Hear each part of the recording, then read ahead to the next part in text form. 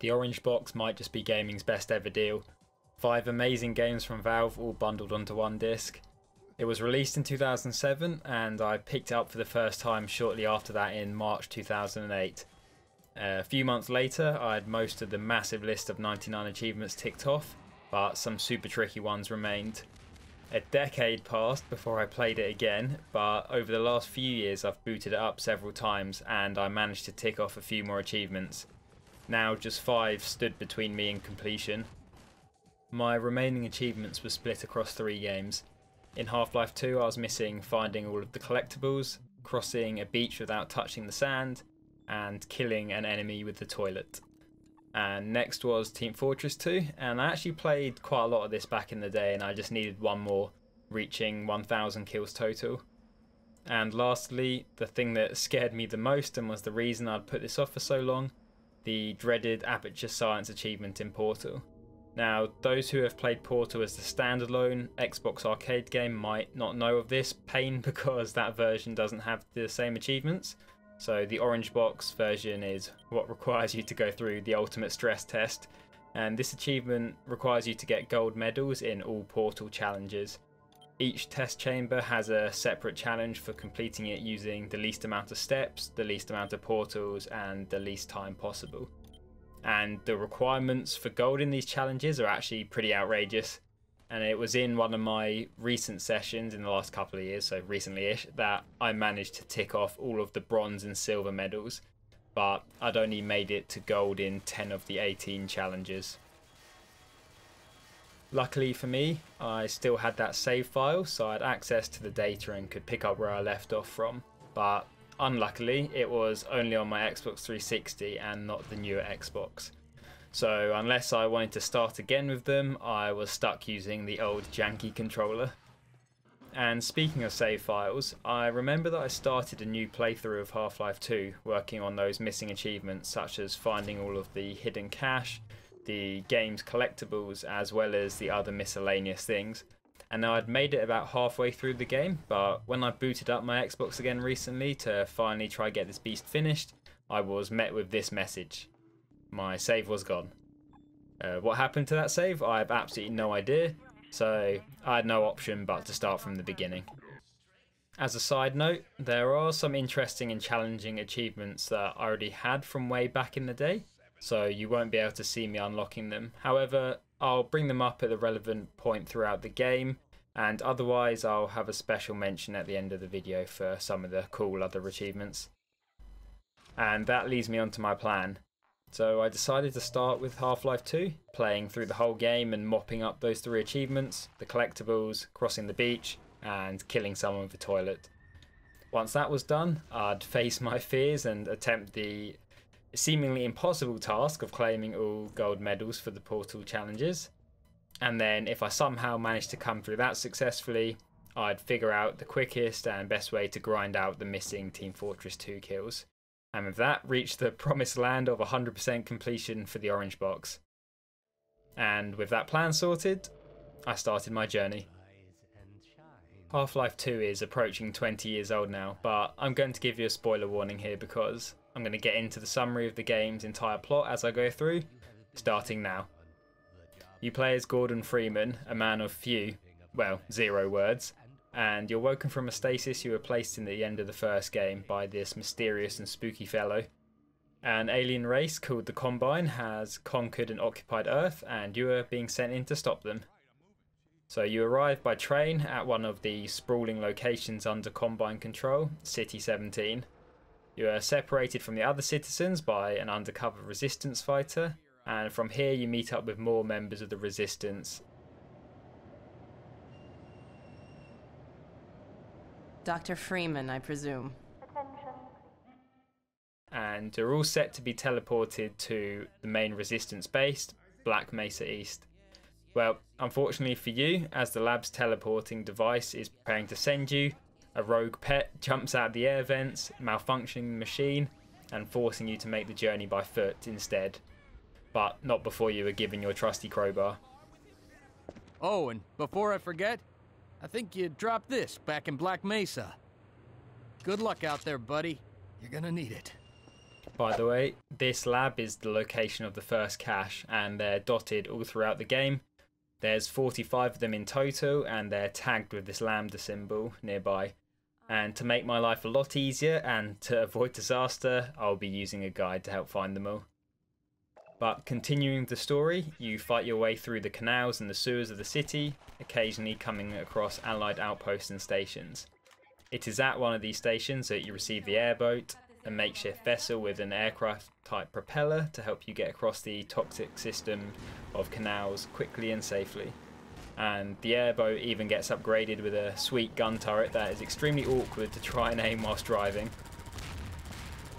Eventually you make it to your destination, Black Mesa East, and you meet up with the Resistance leader Eli Vance, his daughter Alex, and Dr. Mossman.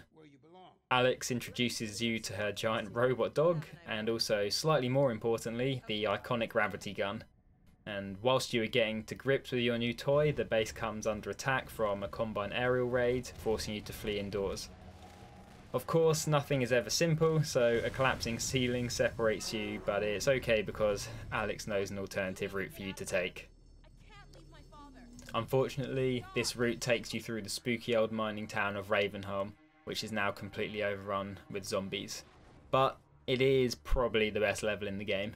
And that reminds me, there have been zombies scattered around up to this point in the game because the Combine shelled the ground with these head crabs and infected the population. But this is the greatest concentration of them that you'll come across. I think the lore is that Ravenholm was originally a hidden village, living free from Combine rule, before being discovered and subsequently bombarded with head crabs and therefore zombified. This level also has a pretty fun achievement to go for, which is completing it using only the gravity gun. Now there's plenty of handy saw blades left around to help you dismember the zombies, and also explosives that you can fire at them to take them out. And you are also able to make use of the various traps laid around, such as these spinning blades, the falling cars, and these gas fire traps. Now, these have all been set by the only other living being that you'll encounter whilst in Ravenholm, and that's Father Grigory. He pops up every now and then to give you some deep and meaningful words of encouragement, before helping you escape through the graveyard and into the mines. Emerging on the other side of the mines and dodging some snipers, you reach another Resistance base, and are given a car to help navigate the highway and the surrounding beaches. And these beaches also serve as an introduction to a new form of alien, the Antlion. And Antlions are relevant to an achievement which I'll be coming back to shortly. Unfortunately, this level was also the location of a rather large blunder on my side. So quite early on I managed to accidentally drive into the sea and find myself unable to get the car back. But I thought, hey, I'm sure the game will give me another one at some point, or if not, at least I'll be able to just continue on foot. Well, after progressing through several large areas, destroying gunships, knocking down a bridge, and spending a decent chunk of time just fighting through groups of enemies, I came across this broken bridge and realised the mistake I had made. You need the car to jump across this gap. Well, technically, there's actually a way to do it with some funky jumping that allows you to clear it, but I'm pretty sure that it's only possible on a keyboard and mouse, and regardless of if I could do it on a controller, it would take a decent chunk of time to learn, so I just bit the bullet and restarted the level. Fighting your way through more Combine soldiers and disabling various force fields, you eventually come to a lighthouse where a rebel shows you a secret passageway down onto the beach.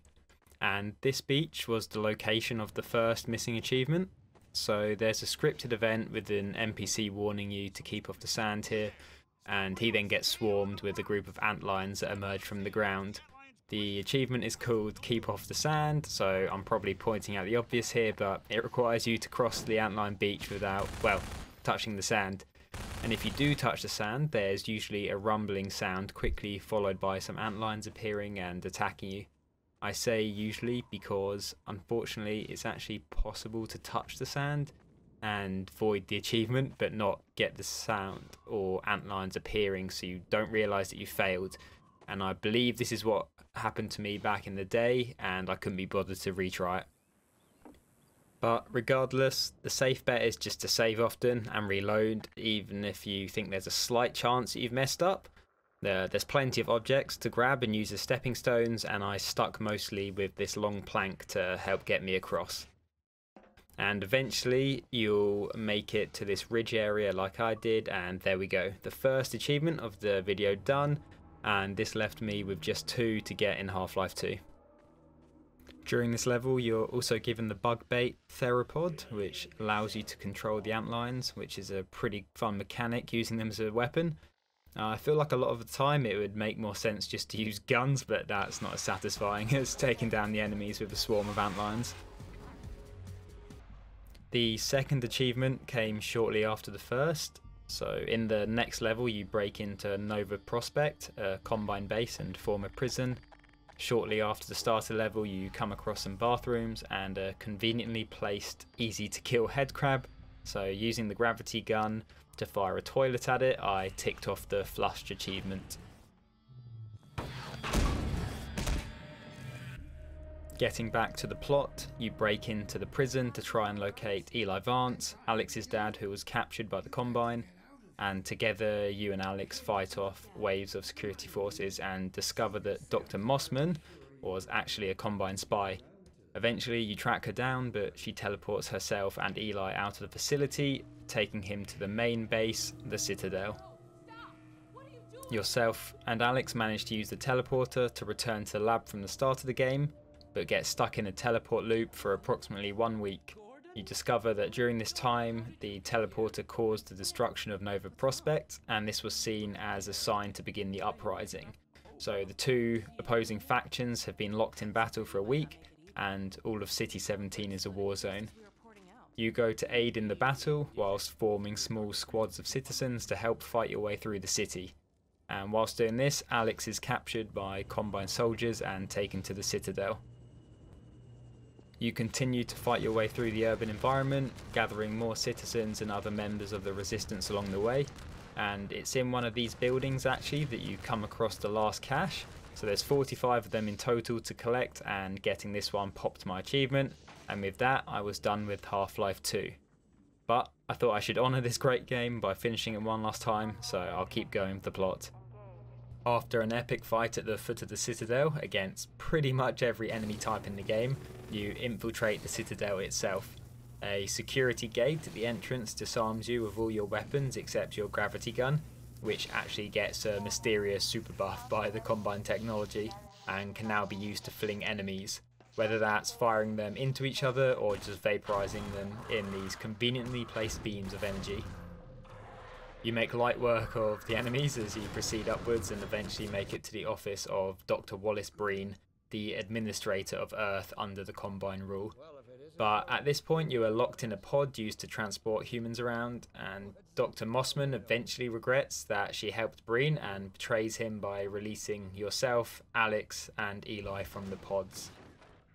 A chase ensues and you find yourself at the dark energy reactor at the very top of the Citadel.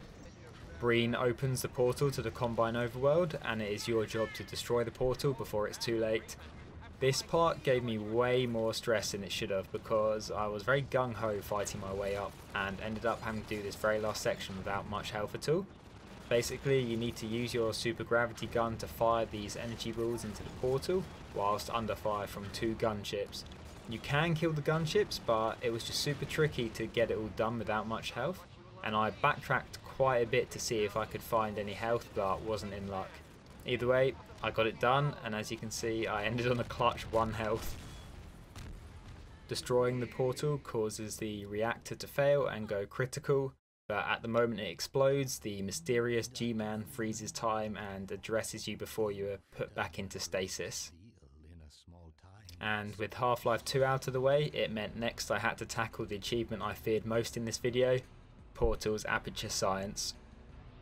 But before I get into that, I just want to give a special mention to some notable achievements in this game which I already had unlocked, one of which is particularly iconic. So this gnome on screen might mean nothing to some of you, but I'm sure to others his smug little face brings back memories. Whether those memories are fun or painful might depend on your patience levels. So for those unaware, this gnome can be found quite early on in Half-Life 2 Episode 2, and the achievement, Little Rocket Man, requires you to carry him through the entire game and launch him into space via a rocket at the game's climax. Whilst it's not particularly hard, it can be a bit of a pain keeping an eye on him, whether that's whilst driving in a buggy and making sure he doesn't fall out, or engaging in a big battle and worrying if an explosion will send him flying. Either way, it's a pretty cool achievement that is rather unforgettable in my opinion. Slightly less fun, and by slightly I mean very, is the Get Some Grub achievement, also from Half-Life 2 Episode 2. This achievement is a form of collectible hunt and requires you to find and kill, by shooting or squishing, 333 antlion grubs. Whilst they're found in clusters like this, no matter which way you spin it, 333 of any collectible is just too many, and I was definitely glad to get this one done.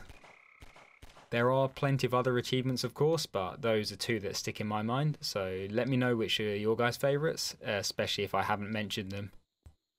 And now it was time for Portal. Like I said at the start of the video, I still had my old save file, so I was starting with just over half of the gold medals done. It just meant that I was restricted to playing the Xbox 360 version, but picking up that old controller once again was no problem. In total there are 18 challenges split across 6 test chambers, and each test chamber has a challenge for least portals, which is definitely the easiest, least time, and then least steps, which is probably the hardest. Especially because it's frustrating to feel like you've barely moved, but suddenly the step counter just racks up loads, or you maybe briefly get stuck on a bit of geometry and have the same thing happen. So I already had gold medals for the least portals in all the test chambers, and then a couple of others dotted around the other categories. And I need to be honest with you right now, I did look up YouTube guides for the best strategies to help me get through this. I'm sure plenty of better men and women than me have put themselves through the pain of theory crafting their own strategies, but after putting this off for about a decade, I now just wanted it done as quickly as possible. Remembering how much I disliked the least steps challenges, I decided to start with the time medals. And in terms of the order of the actual maps, I think I just looked through some videos on YouTube and tried to get the short ones out of the way first, or at least the ones that looked more simple. Test chamber 16 was first, and this was quite straightforward once I saw a new tactic that I certainly didn't know about back in the day.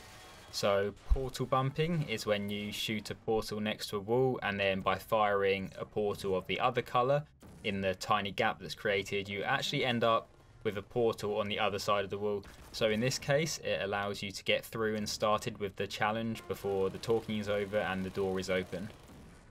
And then after that, the rest of this route is pretty simple. You're just using cube to block the turret gunfire, and then some well placed portals to knock over the other turrets before reaching the end of the test chamber.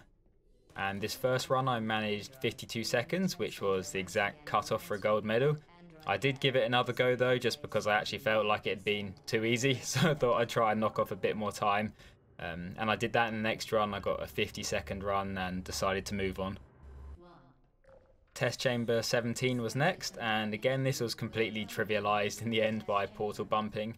And with the medal requirements, you have to assume that the devs didn't know this was a thing, or they did and just assumed / hoped nobody would discover it. I had a practice run, which I struggled a bit to find the right spot to fire the portals, but after a bit more research, my second run I cruised past the gold medal requirement. And at this point I'd ticked off 2 gold medals in about 20 minutes of playtime, and I was thinking maybe I'd just massively overhyped how difficult this was going to be. But no, I did still have some frustration waiting for me on the road ahead. Moving on to test chamber 18, and this also has a trick to significantly shorten your time, but it's not portal bumping, and I'll get to it in a second. But first of all, there's some classic portal momentum building you need to do to reach this area. And once I'd got up here with the time I was happy with, I saved the game to save myself from restarting the test chamber completely if I mess something up. And to be completely honest with you, the fact that you can save and reload mid-run for these challenges does remove a lot of their difficulty and probably shouldn't have been enabled, but for the sake of gamerscore and my sanity, I'm not really complaining. So the trick I previously mentioned is running to this next area here, but knocking the camera off the wall and then using it to block the door. And that removes the need to go through the process of getting the cube from this room. I think you get the cube anyway, something like that. And it's a lot trickier than it sounds though, and it's a pain to get it, 1, balanced on the door in the correct position to fall in when the door is opened, and 2, to actually stay in the door when you get off the pressure pad and the door slams shut. I did manage to get it done though, and the final area is straightforward, similar to the first, where you just build momentum to climb through the room. However, despite having saved when I thought I was on track to clear the required time, I fell short a couple of times by literally just a few seconds and couldn't get any faster, so I had to restart the test chamber. At this point though, I'd practiced the route enough and was quite quickly able to get through it under the required time and just about grab the next gold medal. This put me on 13 out of 18, and all of those remaining challenges were the dreaded last steps. I felt like I was studying for exams again with the amount of concentration I was putting into watching videos online and trying to replicate what I saw. These challenges in particular, I constantly was saving to make sure I didn't lose any good progress I'd made, especially when you feel like you're doing exactly the same thing that you see the guides do, but you end up with an extra step here and there. And when the margins for the gold medals are so small, those extra steps add up quickly and can cost you in the end, as you'll soon see. But after bigging up how annoying these can be, Test Chamber 13 was the first I tackled, and it only took me about 10 minutes, so in hindsight it was not that bad. Next was 15, and this one was a bit longer, but obviously with the step challenges you aren't rushed like time, so you can be patient and really think about your next move, or in my case, look back at your guide and check you're on track. Most of this test chamber is straightforward, apart from a bit of an awkward jump at the end. I imagine on keyboard and mouse this would be far easier, especially if you're playing on a low controller sensitivity like I do. But basically you come out of the portal facing the wrong way, so you've got to try and land on the edge of the platform without being able to see it. But obviously you can save just before the jump and keep hammering away until you eventually get it. And the first time I landed it, I unfortunately ended up finishing the chamber with 1 step too many, which I can't lie was a bit annoying, but it didn't take long to get back to the end, and this time clear the gold medal requirement, leaving me with just 3 to go. I went back to test chamber 17 for the steps challenge this time obviously, and again portal bumping makes this a lot easier. To be honest, I think I just took the exact same route I took for the least time challenge, and again the portal bump took me a bit of spam firing to get working, but with no time constraints that didn't matter. And then through to the other side to sacrifice your companion cube and into the elevator to finish. And I just about scraped the gold medal requirement, getting 4 steps under the cutoff. And with that earning my 16th gold medal. Returning to test chamber 16 followed, and the strategy for this was very different compared to the last time. No need to portal bump on this run, and instead I slowly made my way around the chamber, using the large selection of cubes to knock over the gun turrets, or at least block their line of sight. And again I took full advantage of saving whenever I felt I'd made good progress to revert back to if needed. And I reached the end a couple of times with a few too many steps, but it didn't take long to get the gold medal, leaving me with just 1 to go. My final challenge was in test chamber 18, and the same tactics as before, so lots of fiddling with the camera against the door, and this time just avoiding walking around where possible. And again, looking at the amount of steps it took me compared to the gold medal requirement, you just have to assume they didn't plan on people doing it this way, you know, especially when you consider if you did it the way I did it, but better, you would do it with way less steps. But regardless, there's nothing else to talk about here, and it didn't take long to make it to the lift at the end and claim an achievement that I really didn't think I'd ever get: Portal's Aperture Science. And dare I say, it wasn't actually that bad at all. Let's just put it this way, I've done a lot worse. So yeah, that meant out of the orange box's hefty list of 99 achievements, I just had 1 single achievement left to unlock. I did try searching for public Team Fortress 2 games, but unsurprisingly had no luck. I imagine this game is still pretty popular, even these days, but anyone playing it does so through Steam on their PCs instead. My last achievement was getting 1,000 kills, and I had just over 300 on my Xbox 360 profile. I looked online at the best strategies to boost this, and True Achievements had an easy to follow setup, which got the 1,000 kills in no time at all. You could even do it yourself if you had access to 2 Xboxes and 2 live accounts, which luckily I do. In the end, I started from 0 kills because I couldn't get my Xbox 360 to connect to live, and kept getting this error message. So thinking it was my Xbox being broken, I just used the newer Xbox, but it turns out it was just the old servers being temperamental. But yeah, getting into the method I used for this achievement, you want to set up a public game with unlimited time. I set all the slots to private just in case someone randomly joined, but I think the chances of that happening are very slim. The player who wants the kills picks engineer and the other picks spy. You build a dispenser and then the turret right next to it, and don't forget to upgrade the turret fully, and the dispenser will keep topping up your money for repairs. Now as the spy, you need to disguise as the opposite team and then place zappers on the turret. Destroying the zapper as an engineer counts as a kill for some reason, so you can even rubber band down the trigger to just keep swinging away. And if you zap the turret too quickly, you'll end up destroying it, so you can't keep the trigger held down for the spy, just manually place one every second or two. You can keep an eye on the turret's health and just go by that. Also, the kills only add to your total when the spy kills you, so if you think you've been going for a while or need to stop, just kill the engineer as the spy and then check your stats, and you should see all the kills have counted. This method really is super fast, and I think overall I spent longer trying to connect to the Xbox 360 servers than I did actually boosting the kills. In total it probably took around 40 minutes for the 1,000 kills, and with this final spy backstab, my last orange box achievement popped, closing in on 15 years after getting the first. To be honest with you, I never expected to go back to this game and finish it off, so it's definitely one of my favourite completions now. It is always a beautiful sight seeing a new game sitting at 1,000 out of 1,000 gamer score. And it is a great game. I'd really recommend picking it up if you haven't tried it, and it still holds up like really well these days, especially as it's had a next gen kind of like graphics update, I think, performance enhancement or whatever. Portal and Half-Life 2 are especially must-plays in my opinion. And if you have already played it, let me know which achievements are your favourites, or if you've managed to 100% it yourself, or maybe there's a painful achievement stopping you from getting there. And also let me know if there's any older games that you'd like to see me try complete. I have a few that I'm planning on working on, but always open to suggestions. And other than that, I hope you enjoyed the video, because this took me quite some time to play, record and edit. So if you've got any feedback, I'd appreciate it, and thanks a lot for watching, and I'll hopefully see you in the next one.